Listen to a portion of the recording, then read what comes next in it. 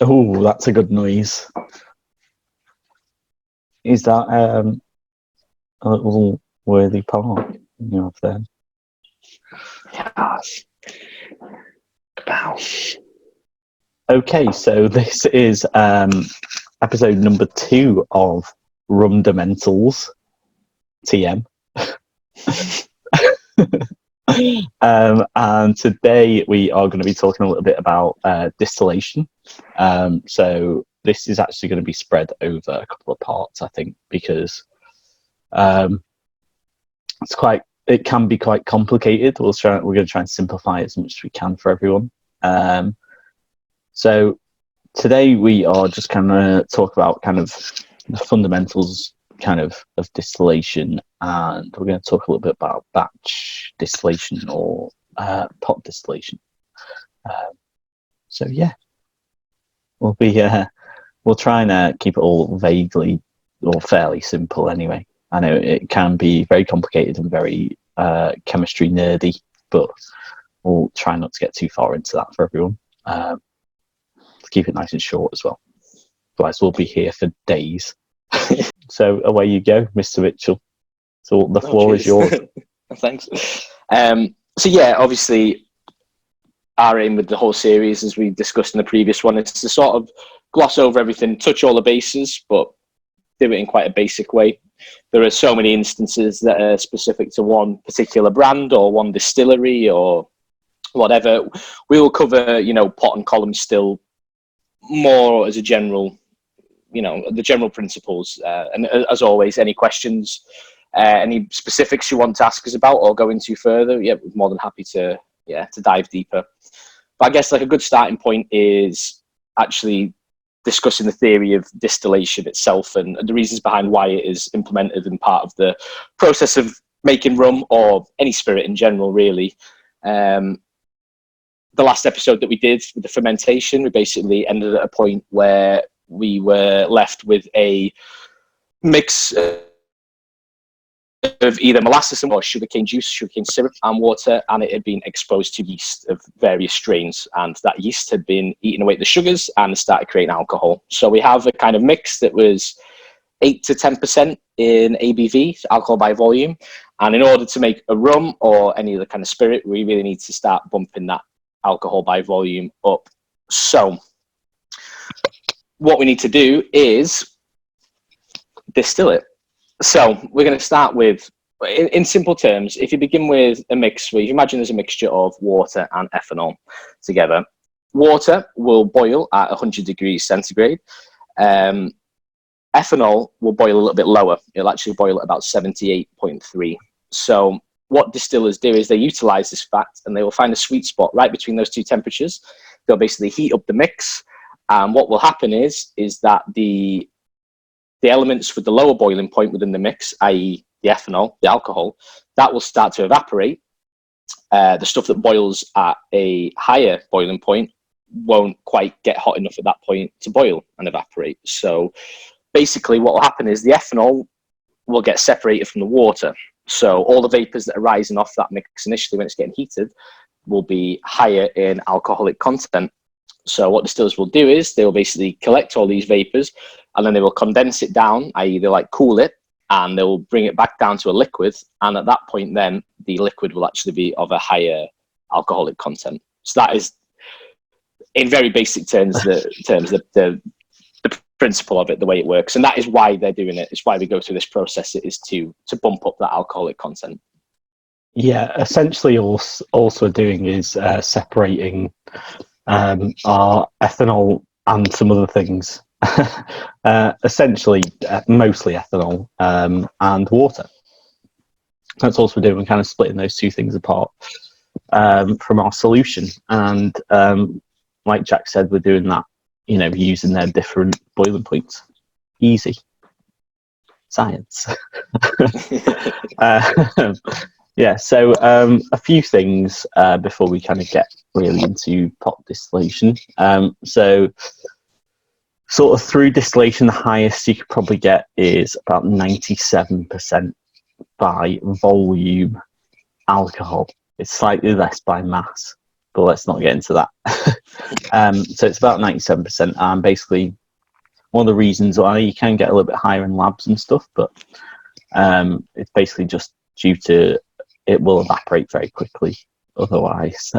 So it needs some alcohol molecules, kind of need some water molecules to attach themselves to stop them from just being lost to the air and be fairly quickly anyway. So another thing you might see a lot of, especially anyone that drinks gin, is something called neutral grain spirit. Kind of a lot of gin producers will use this as kind of a base for making their gin. And that is essentially can be made from anything that's got sort of fermentable sugars in. So whether that is molasses, as we always talk about, barley, wheat, kind of sugar beets, anything can be classed as neutral grain spirit, and that's usually about above 95% alcohol.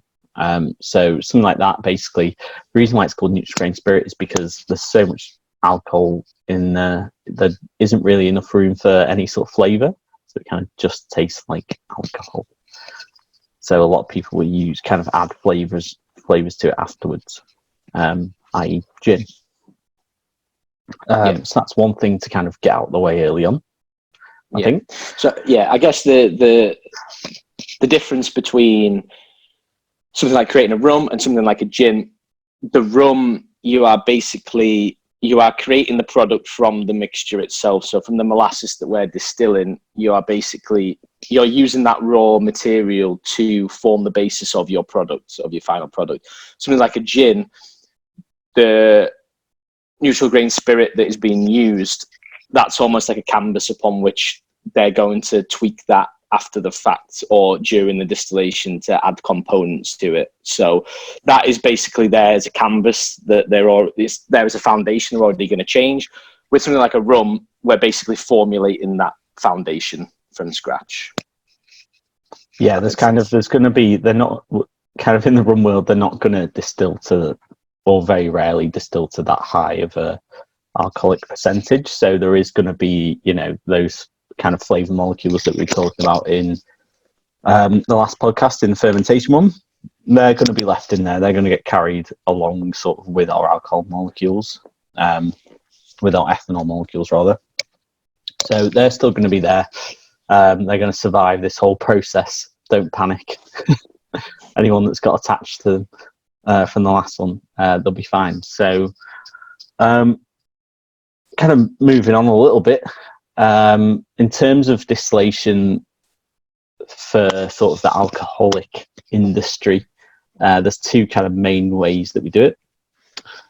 So there is batch distillation or pot distillation, which we're going to talk about today. But as the name suggests, it's done, in a batch process, one at a time kind of vibe.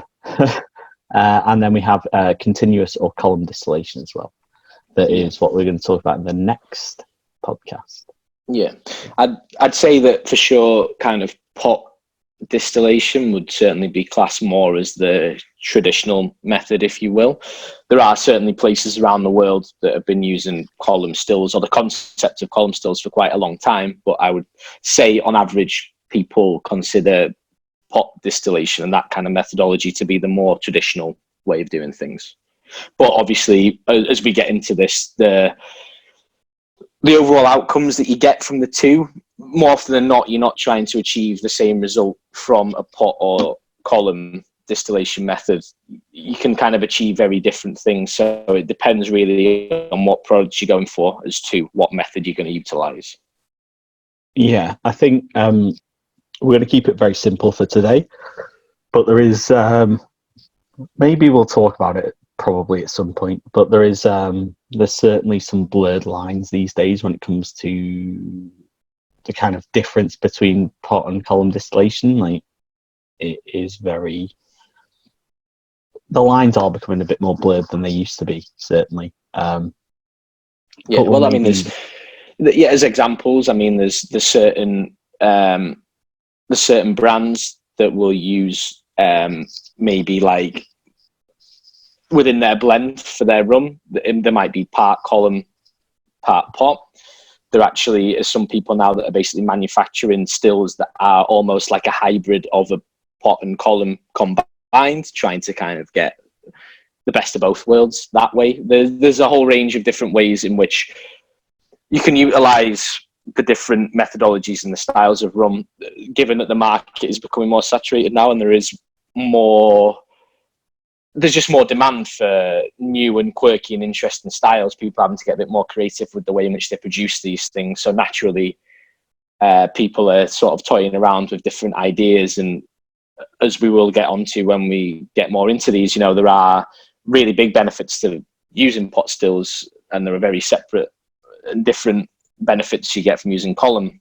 If there's a way in which those can be merged together, in theory, right, they should almost make a great product itself, if not a greater product than some of the things that are already out there that only utilizes one of the methods. So yeah, it's kind of like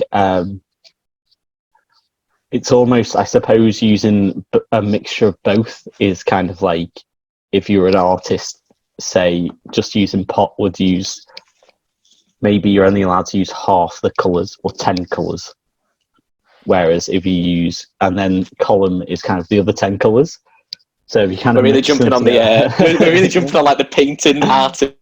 Yeah, we're getting allergies, aren't we? I like it. Paint a picture in people's minds more than anything. So like kind of using a mixture of both kind of can, certainly spread your flavour profile a lot wider than it would just using one, maybe. That's why, you see a lot of these people that are kind of these rum juices that are doing really well at the moment and really trendy, sort of like Foursquare and things like that. They tend to use a mixture of both, pretty much with everything. I mean, did we try some just pot still Foursquare, or did we not get around to it? No, I don't think we did. We're going to try some. Yeah. But anyway, we digress. We digress. Yeah. So pot stills. Should we get into pot stills and kind of talk about what's what? Yes. I guess the best way to do it is actually describing the parts of the still and how it works. Yeah. Yes. So kind of in terms of like a pot still, it's kind of the clue is in the title. It's essentially a big, usually 99% of the time will be made from copper. It tends to be a big kind of bulbous sort of copper container, essentially. So kind of looks a bit like an onion. No Shrek lines, Mr. Mitchell. No, yeah, that's exactly what I was going to say. It's how I describe them anyway. Often copper is used. It's copper as a material itself is actually quite easy to shape. So when people are trying to manufacture these things, it's quite easy to sort of like shape it into the way you want. And also as well, copper is a very, very good conductor of heat, which is very important in this entire process as well. It also removes sulfur out of what you're creating, which can give like off flavors and things like that. It's actually quite good at purifying the spirit kind of as it goes through, which is quite handy. The bonus. So it kind of looks like a big onion with essentially a pipe coming off the top of it. That's either called the line arm or a swan's neck, which, as you can imagine, looks a bit like a swan's neck kind of tilted to one way. And that is basically it. And then they'll have for the still itself, and then that's usually, it will be connected to this thing called a condenser, which is essentially a big container with a coil running through the middle of it. And that coil is essentially where our booze is going to come out of our still and go through. And then the container itself will contain cold water. Usually it'll be kind of a flow of cold water, and we use that to condense our alcohol vapor back into a liquid. But we'll get onto that shortly, I'm sure. Yeah. So as you were describing before, the kind of the base of the still, this kind of big onion shaped section of it, that is where our fermented mix from the previous episode, that is going to be put into that section of the still. Now, back in the day, when they were applying heat to this, chances are it was going to be like a naked flame or something of that type. Obviously, when you are just dealing with naked flames and alcoholic stuff and things that might have a tendency to explode, it's not always ideal from a safety point of view. So nowadays, typically, most rum producers employ several methodologies. One is actually using a steam coil that will be inside of this onion-shaped section. That is heating up the liquid in order to create the vapors. Another methodology is something called the steam jacket, which is basically, as described, it'll actually be put on the outside of the still, placed over it, and that will, again, heat up the liquid inside and start that evaporation process. There are some quite interesting things in like the spirit world, like cognac, for example. By law, it still has to be heated by like an open heat source, but I think even they don't use fire anymore. I think more often than not it's like I can't remember exactly what it is that they use. It's almost like steam jet things or something like that they have on the outside. It's pretty sketchy using actual fire in a lot of instances. I know like a few places, I'm not sure how much this scales up to larger stills, but like certainly stills I've seen will use like either something like an induction hob that you'd have at home kind of thing, or like a sort of a heat coil almost, that again will be like sort of electric, and again that's very good for controlling the temperature. A lot of these stills these days that are quite modern will have basically you can get a lot of information out of them if you're a distiller, so they can be very precise about how hot everything is, and stuff like that, and they can keep it very, very controlled during the whole process, really. Yeah, makes sense from a safety point of view, from a consistency point of view. It's smart way to do it. So we obviously have that section there. We've got our fermented mix in there. It's getting heated up, and we're now at a point where the vapors that are starting to arise from the mix are more predominantly ethanol based. So what they're going to do is they're going to rise up through that neck, as Andy described, travels up there, and then, as Andy said, is connected to what is called a condenser. And there's again numerous ways in which distillers will use a way to kind of cool this vapor down, to condense it back down to a liquid. Shell and tubes are prime examples. Andy was describing before. There's cold water flowing through there, and basically the vapor contacting that cold element, it will bring it back down it'll reform it into liquid, and then that will actually drip out of the still and be collected. So at this point, the product that's being collected is only roughly around 25 to 30% ABV. So that is still not strong enough really to be classed as a rum. So what distillers will tend to opt to do is actually basically go through this entire process again and go through a second pot distillation process. Can we talk a little bit about heads and hearts and tails? We can indeed, yeah. I mean, it fits nicely. It's a nice segue into this section. So I guess like the kind of second pot distillation is where, this process is implemented. Yeah, so kind of these things called heads and hearts and tails are what our distillers will kind of do first and foremost to keep us safe.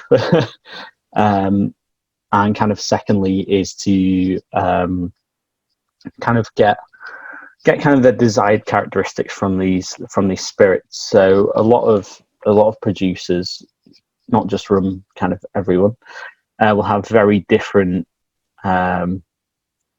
cuts with these things. So I'll go into a bit more depth with it anyway.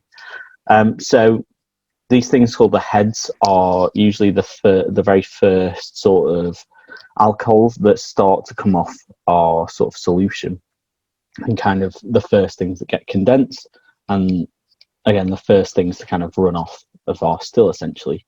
And those don't go into making the final product.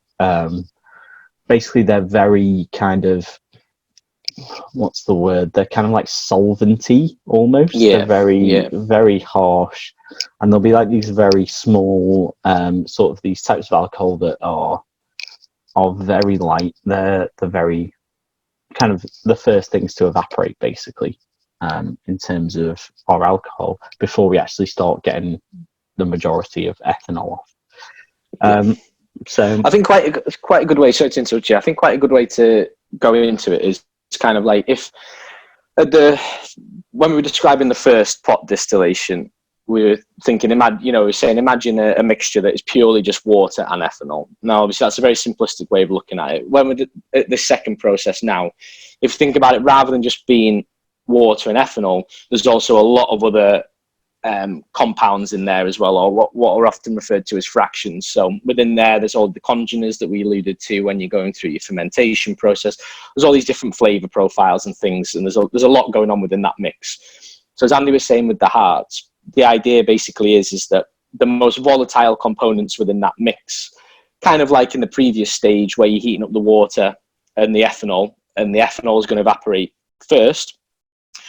Same deal here. So the most volatile components within this mixture that we have on the second round of distillation, they're going to evaporate first. They're going to be like the really, really harsh and heavy components. So the distiller is going to choose to cut them off as the heads. Then the part that's kind of sat in the middle, which is described as the hearts, that is going to be your kind of like slightly less volatile ethanol and, congener components. That's the stuff that we want to stick in a barrel. And exactly. Well, I'll let you take over from there. But no, just when I was thinking about it, then I guess given that we've kind of gone with that theme, it makes sense to describe it that way. So well, just going back to heads very briefly, like one of the most important things is in the heads more often than not is when all the methanol comes off, which is what you find in turpentine and white spirit and stuff, which is really toxic to humans and what we definitely don't want to drink in our rum or anything else for that matter. So that is another reason why we do this, kind of gets rid of that part of the distillation. And then like Jack said, the main hearts are kind of all the good bits we want. We've got like that ethanol in there. We've got hopefully some of our esters, congeners kind of coming through. And then the distiller will make another cut towards the end of that. So they'll notice the kind of few distillers do it by taste, a few distillers do it by ABV as well. So the ABV will start to drop towards the end of the distillation. And it will start to get into more of our fusel alcohols. So this is kind of like the stuff that is very heavy and kind of the last thing to kind of make it out of this sort of this water solution and escape. This tends to be a bit more of our, like I said, fusel alcohols and our esters and congeners and stuff like that, but there comes a point where it becomes quite bitter and a bit nasty. Kind of, we don't want that either. Yeah, often people describe it as kind of like quite a plasticky like smell, like aroma and kind of like a cheesy thing, which obviously isn't very pleasant. So, yeah. Speaking from experience, they are not good. There's a reason why we kind of ditch that last little bit as well. So that is kind of that heart, the middle bit essentially makes up, what we want to go on and end up in our bottle of spirit, whatever it is.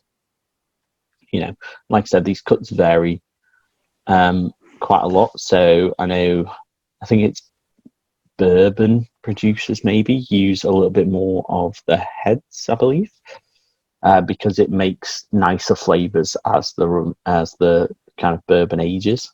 I believe some of the esters and congeners and stuff in there kind of very nice, desirable arguably arguably like some rum producers do the same. So there are certain people that employ a method where after they've gone through the first distillation and they have that kind of 25 to 30% ABV mixture in a vat that is often referred to as a low wine.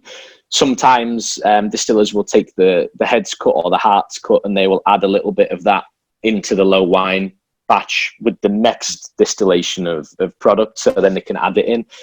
There are still some congeners and elements in there that are positive, and they can help bring out positive elements in another batch. It's just in this particular runoff, it's too overpowering and too much. Yeah, everyone wants a nice balance to their spirit, I think, and that is kind of one of the way it is achieved, and that is through literally just distillers' kind of discretion, really. I think, at the end of the day, you have to balance it all with making some money as well. So you don't want to make your heads and your tails cut. Kind of, you don't want to make them really big and just have a very small. You're not going to get really a lot of spirit out of your distillation that way. Yeah.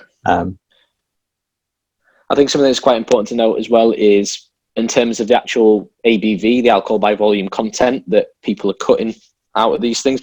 It totally depends on what the distiller wants with their product. There are some that will, be cutting the hearts at around 75, close to 80% ABV. There'll be some that are taking a cut that's a little bit lower down the scale, more like 60%. Yeah. It is what happens after the fact, which we'll get on into the future in regards to like post-distillation methods as to how that ABV is brought down, or in some instances kept the same. It totally depends, again, on what the distiller themselves want to do with the product. Yeah. So, short of us getting too technical, I think that's everything, right? I think that just about covers all bases. Yeah, short of going into thumpers and things, I think that covers a lot of stuff,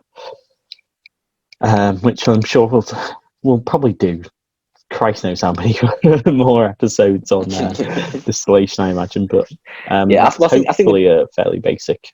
I think the best way to cover it is to, as we said, we want to touch on them just as a general principle and the way in which it works and what people generically are sort of trying to achieve. And then in the future, if we're going into specific products or specific brands or countries or whatever, that's where you can dive a little bit deeper into quite unique like techniques that are employed by certain distillers and brands and things like that. Absolutely, yeah. I think everyone has a very unique way of doing things. Well, certainly the kind of older distilleries. I mean, some of the new ones will likely have kind of sort of similar setups, I think, like pretty much brand new ones. But a lot of the older ones are very, very traditional and have some quirky things about them anyway. So short of us making this podcast about 4 days long and talking about every single distillery's particular setup, I think that's a good start. Yeah. Sounds good. Next time we'll dive into column stills. Absolutely. And it's your turn to do the spiel, Jack. All right, here we go. So, yeah, as always, any questions, comments, things you want to go a little bit more in depth with, feel free to ask us and we will do our best to answer, or it'll certainly give us something to think about and look up ourselves. Social media wise, just run with it on Instagram, all one word. You can follow us on there. Currently, we're basically still restricted to our homes, so it's more a case of we're documenting new products and things that we're getting in, new rums, things we'd recommend. Obviously, just because we can't get out and go to our favourite bars and whatnot doesn't mean that we're going to stop making drinks ourselves and trying out new things. It's given us a good opportunity to have a little bit of a shop around and top up the home bar, if you will. So feel free to follow us on there and keep up with what we're doing at home. Obviously, we also post on there whenever we do a fresh one of these videos as well, and we'll always link it to our YouTube. Our YouTube is exactly the same as our Instagram account, just to run with it, all one word. So if you give like our videos a little like, subscribe, all the usual stuff, it just lets us know that people are watching and enjoying, and just gives us, a little bit of a bigger picture about what we want to do going forward as well, with the direction in which we want to take the videos. So the more interaction and kind of like likes and things that we get on certain videos just gives us a bit of an idea as to what format people like and what they want to hear more about. So yeah, I think that's about it, right? Yeah, that's Jack's way, short, long-winded way of saying he's been drinking heavily at home. Research. One word, Sorry, research. researching extensively at home. Yes, that's all for us for today. We will see you all next time, hopefully, for column distillation or continuous distillation, whichever you prefer. It's been a pleasure, as always. Bye for now.